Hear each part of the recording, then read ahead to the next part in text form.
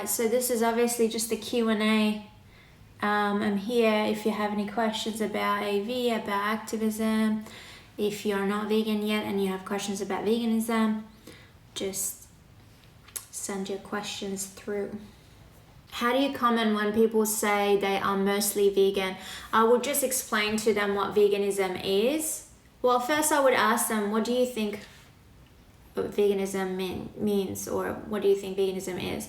Let them explain it in their own words, and then if they are wrong in the definition or if they don't know, then explain to them what veganism means, and then explain to them that there is no percentage when it comes to veganism. So you can't be like 25% vegan, you can't be 98% vegan, you're either vegan or you're not. So when someone says I'm mostly vegan, it's just an incorrect statement. Tell them why that is, and explain to them that we do live in a non-vegan world, so there are things that we can't avoid.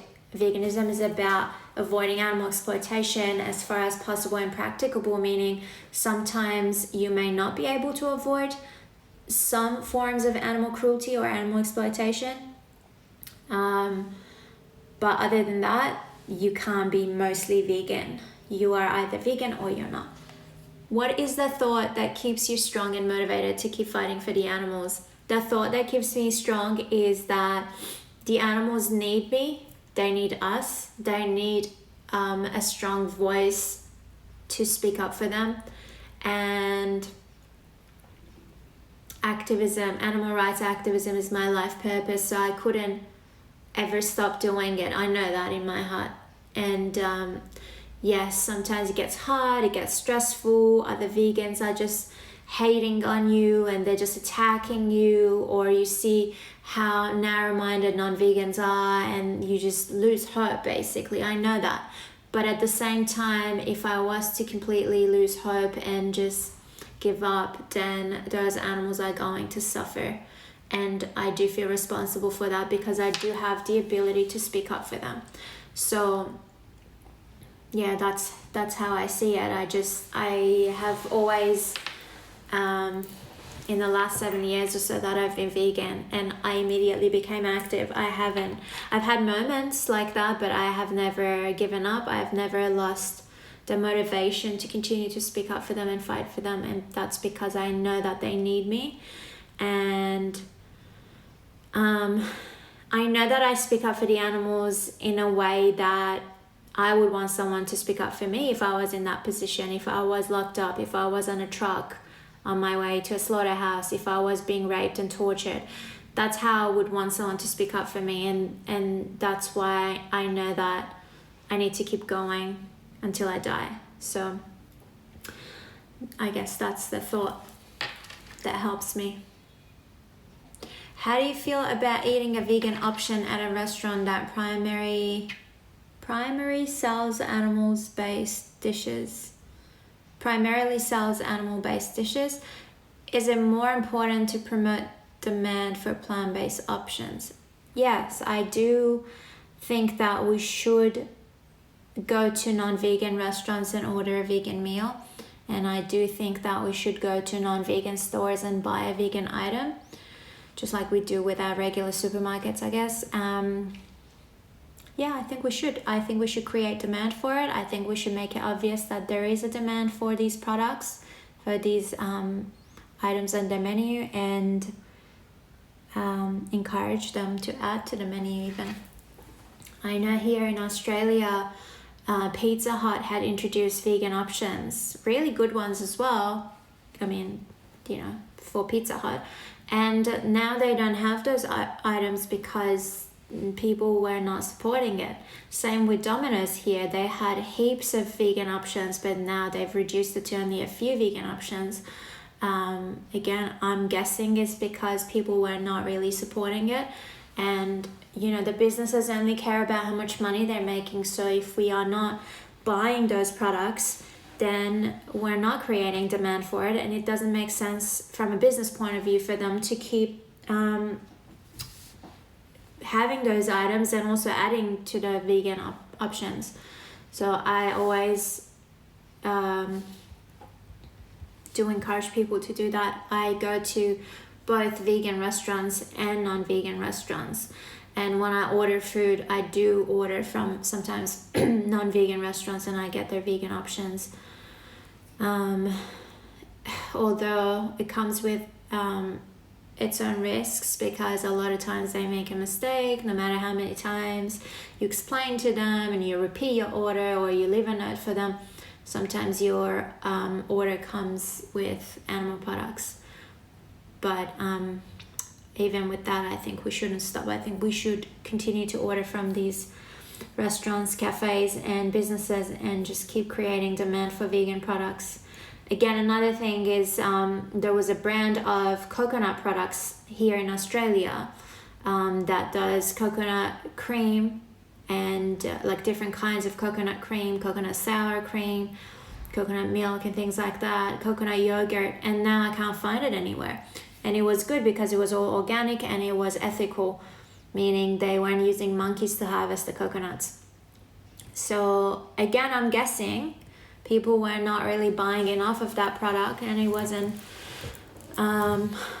it didn't make sense to the business, and now you can't find that particular brand. So I do, every now and then I go to the supermarket and I grab basically whatever new vegan items are there, because I want to try it and then tell people if it was good, or go back to it if it was good. And yeah, I like supporting businesses as well, either vegan businesses or non-vegan businesses that do vegan items. Do you have any advice for kids whose parents won't allow them to be vegan? I do have lots of videos on this if you want to go check out my Instagram later. But yeah, sure. My advice would be, when you say kids, I wonder how old you're talking. If you're talking about teenagers, it's a bit different. If you're talking about literally kids, then that's a little bit different. But regardless, my advice is that they would explain to their parents why they want to be vegan. If they watched something or they saw a post, share it with your parents, explain to them why you've come to this conclusion, encourage them to also look at it and look into it. And at the end, just stand your ground and say, these are my values now, and I don't want to participate in animal exploitation. So I would really appreciate it if you guys support me, even though you don't want to be vegan. But I really appreciate it if you can respect my choice, and you can support me by, sometimes buying, vegan products for me, or if you can't do that, or you can't afford it or whatever, maybe just buy whole foods for me. Whole foods meaning, vegetables, potatoes, rice, things like that are very cheap. So they're not going to use the expensive though argument. And that way you can maybe prepare your own meals. If you're too young and you can't do that, just ask them kindly if they can cook for you, and tell them, I will not be consuming any animal products. So, again, stand your ground. That would be my advice. Your parents always want the best for you, so they're not going to let you starve, and they're not going to, that is if they're fair and they're open-minded. They're not going to torture you by letting you starve. They're going to support you somehow. They might not be able to afford vegan ice cream every week, but they surely can cook a bit more rice for you, and more beans and vegetables and bananas and things like that. What should I say to somebody who believes animals are born for humans to eat them? This usually comes from religious people. This argument is very common with religious people, because they say God said it's okay to eat them, and God put these animals on earth for us, and even in Quran or Bible it says that.